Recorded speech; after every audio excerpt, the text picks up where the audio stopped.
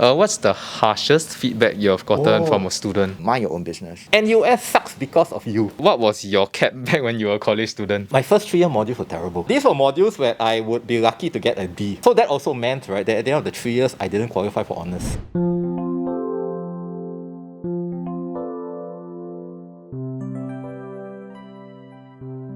First off, could you give a short introduction about yourselves? Look at my shirt. That's my name, Aaron. Been here for almost 35 years. Hi, my name is Colin. I'm a senior lecturer at the Department of Computer Science, National University of Singapore School of Computing. As a lecturer, I've been here for about 16 years. And then of course before that I was an undergrad. So all in all, I've been here for about 20 plus years. First question, why did you join NUS Computing? Oh, that's a long time ago, actually. I actually love computing a lot. And you know, when I was around 10 years old, right, my dad bought me this electronics kit. One of the experiments in electronics kit was actually to build logic circuits. Okay, so that's why I started getting the logic circuits, and then I started insisting that my parents buy me these books on computing and so on and so forth. From about the age of 10, right, I started to learn about logic gates, I started to learn how to program and, you know, quite a lot of other stuff. So of course, once I went to JC, right, I started taking computing at A levels, and naturally, you know, when I came to NUS, right, naturally I took up computing. I've always been a bit of a...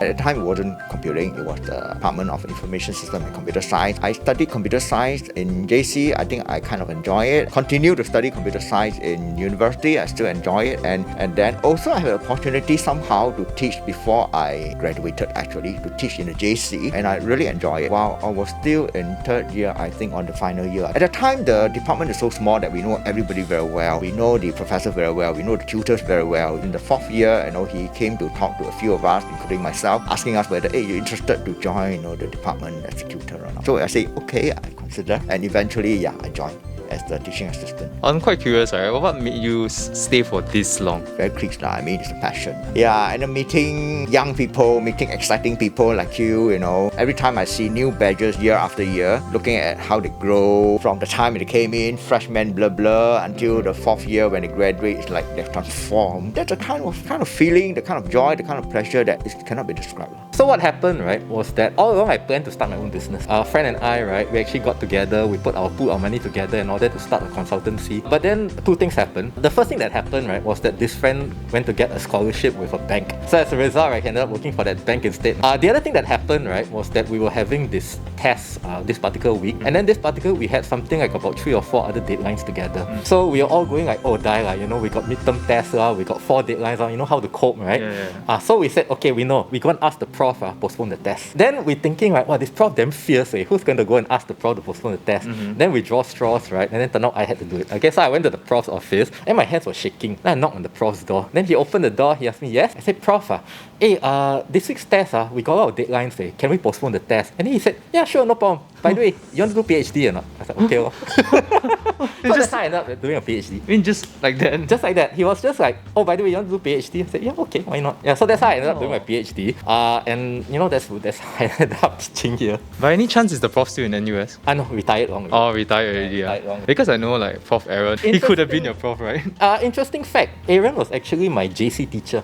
There was one period where my form teacher, I can't remember why, but she was away on long leave, right? And then Aaron was actually the relief teacher. So he was teaching me for like almost a year. Yeah, we've all been students, you know, even our profs here. Some of my ex-students are now my colleagues. What's the harshest feedback you have gotten from a student? You know, when some students, they didn't attend classes or they did badly, you know, what I did is I would email them asking what happened and then you think I can help you. And I remember one student said something that maybe is very harsh, you know, to you, is that mind your own business. Wait, a student said that? Yeah. So it's... You'll never believe it. One student, right, who asked the TA for help for every single thing. You know, so every time he hit any kind of very tiny problem, right, he won't try to solve it, he'll ask the TA. So at some point, right, I got a bit annoyed. And then I told the TA, I said, okay, you know, you don't help him, you go and deal with other people, right, because other people also need help. But then I kept coming back to check with this student, right, whether or not he needs help.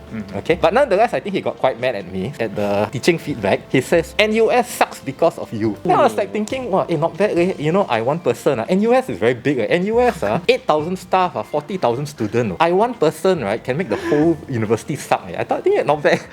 This is on a different level as compared to Prof Aaron's one. The guy was like, mind your own business. Yeah, that happens. That happens. Normally not so radical. Normally, right, they'll just ignore you. They may go like, oh, you know, I'm fine, I just have a bit of this kind of problem. I feel like in most cases, some students just don't check their emails. Like me in year 1. know. Because believe me, right, many times I send out emails, right, and then it says email bounced because student mailbox is full. So yes, we know. I mean, maybe I would think maybe the student is not really in a good mood, maybe it was very trouble, or maybe it's a language problem. That's what I tell myself lah. I mean, think positively. But I think that's the only occasion I felt that, was a bit harsh. Other than that, the other comments at the end of the semester, we have the student feedback. Some of the comments are not that harsh, but they're pretty interesting. Like one student told me, CS2100, we have a lot of binaries, right? Zeros and ones, right? So one student told me that please pronounce the zero properly. So I don't know how I pronounced zero last time, maybe 000, that kind of thing. I take it as a positive, constructive comment, and I even make a joke out of it. So subsequently, in the next semester, I told students about the chicken joke. 000, 000, 000, 0. Chicken. The first one did catch me off guard. To me, that's straight up rude already.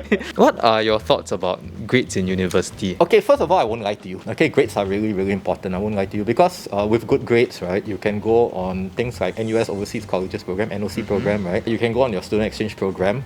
It's easier to get internships, it's easier to get a lot of things. Okay, so I won't lie to you, grades are important. But at the same time, I also like to emphasize, right, that grades are not everything. As long as you're trying your best, right, if you find that your grades aren't that good, there's always other ways out. Grades, this one I think is, what's your weight? What is your height? Making a point is that these are just figures. Grade is just like a figure, Your height, your weight doesn't mean that you're healthy or you have something called a BMI. Is it the complete story? It's not, right? If you're within the healthy range, it tells you something about it. If it's not, then it tells you something about it, but it's not the complete story. You have the bone density, you have the muscle mass, you have the body composition, all these play a part. So grade to me is important in some sense, to some extent, but is it the full story? Okay, so for example, like I had this student, she was often at the bottom of the class, to the point, right, that in many examiner meetings, right, we would actually be discussing her. But then at the end, right, because she was very, very good at many other things, she was a very good engineer, she was an excellent engineer. So although her grades weren't that good, she managed to get a great job, right, and now she's doing very, very well. If you were to go just for grade and neglect everything else, this is healthy, that's the thing. But on the other hand, if you don't do anything and you get very poor grades, and also it tells something about you, whether you're able to manage your time well, the kind of. So it does indicate something, but it's not the full story. So you must go for the full story. Go for the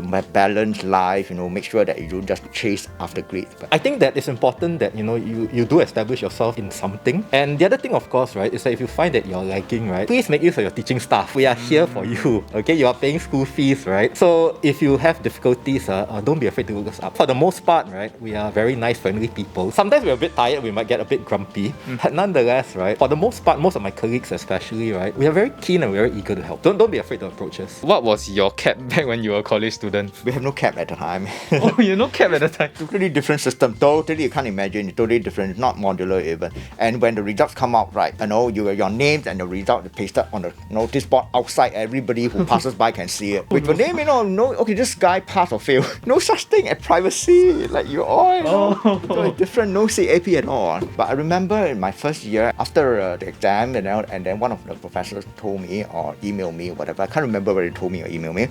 Aaron, you have a prize for being the top in the cohort. Yeah, I was so happy. Even before the official result was out, I think it's a $200 book prize, something like that.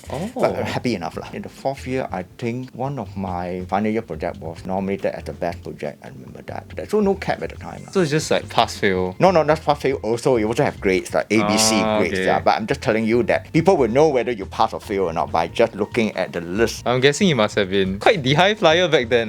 Not really. There are a lot of people that are smarter than I.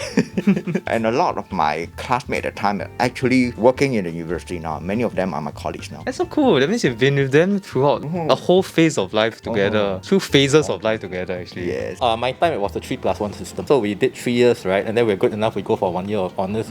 My first 3-year modules were terrible. All the math and programming modules, right? No problem. Discrete structures, all this, right? No problem. Usually get A lah, okay? Yes, I got an A for 1, 2, 3, 1. But my problem were actually the modules, right, that required a ton of readings. The module that I was weakest in were the IS related modules. I was absolutely horrible at software engineering also because it's something needs a lot of reading. These were modules where I would be lucky to get a D. So I'll get about a D. So that also meant, right, that at the end of the 3 years, I didn't qualify for honours. Our head of department then, right, Professor Chong Chi Tat, he's this very stern man. I went to see him and I said, Prof Chong, can you help me here? I really want to do my honours. And then he says, well, okay, tell me what's your plan. Then, I kind of laid out my plan to him. And throughout that whole time, right, he never took his eyes off me. Okay, he just stared straight at me and I was like, I was quite intimidated by it all. But then again, I realized, right, hey, this guy, right, right, he's giving me his 100% attention. He's really listening to me.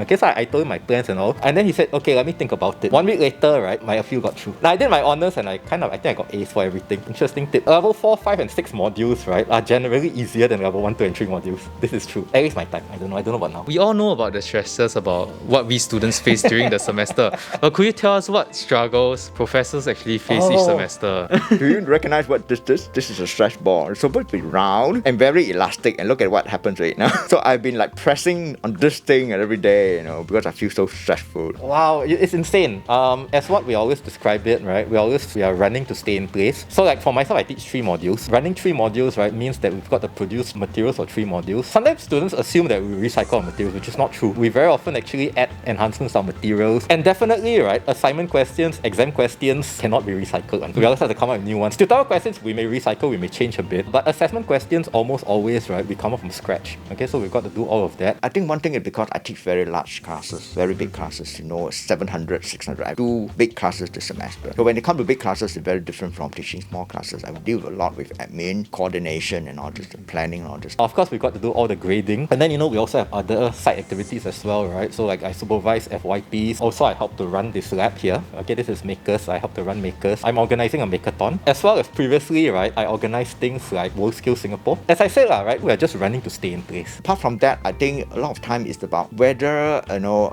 things are working as planned or not. Especially under such situation where you have a lot of online things like online assessment. We're very worried that midway, the online test or exam, whatever, something happened to the system. We are so stressful that sometimes we cannot sleep well before the test or the exam. Can you imagine? Maybe you thought, oh, only a student will do that. So basically, we are stressed because our desire to make sure that everything goes smoothly for the students. And then the worst part is that because we are teaching 3 modules, we're doing all of this stuff, right? There's a lot of moving parts. We have to kind of keep track of where everything is because after a while we'll lose our place, right? And then we'll forget, for example, for this particular week, we'll forget to release a tutorial or we'll forget to, you know, release the lab. And then students are going like, hey, tomorrow's my lab. How come you haven't released the lab yet? Oh yes, sorry, I forgot.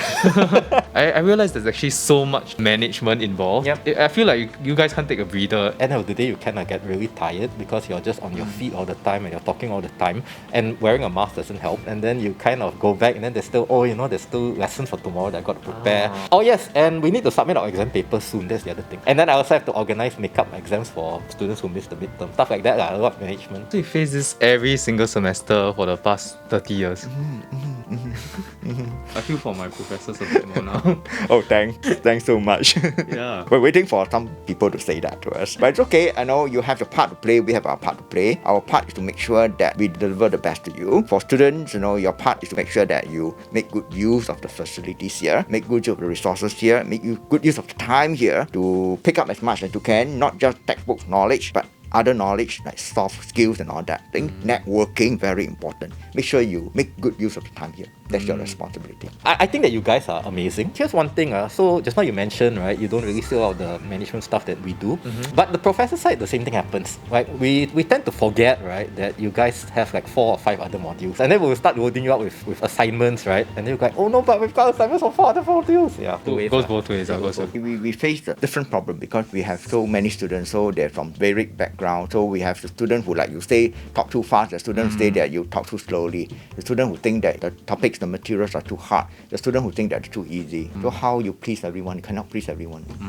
Right. What is one piece of advice or message you would like to tell your fellow computing undergraduates currently in NUS? This question is very hard for me. The important thing, right, is don't get so stressed about your grades. I can understand, I empathize with you, right, when you get stressed about your grades. But being in a university, is whether you're in computer science or anywhere, it is a very unique experience. Here, right, you can make mistakes. You know, it's fine. You can make mistakes. People are actually very supportive. Most of the time, your profs are very supportive. And then you're given this environment where you can experiment, where you can do so many things. Many of the schools, like in computing, for example, you're even given money, right, if you have an idea that you want to develop into a business. Even this lab, right, you know, we have this lab that's set up for you to have great ideas and come and experiment. It's such a unique opportunity that you don't get anywhere else. If you think about the past many years of experience, right, from like primary school all the way to JC or poly, right, when do you have an environment that's like that? That, you know, you can make mistakes, you can experiment, and then the worst thing that happens, you make mistakes, your professor will come and scold you, right, and then that's it, right? But then you get to recover and, you know, you get to play around, experiment around? The advice we mentioned just now about a healthy lifestyle. So everybody knows, right, it's a good sex, right?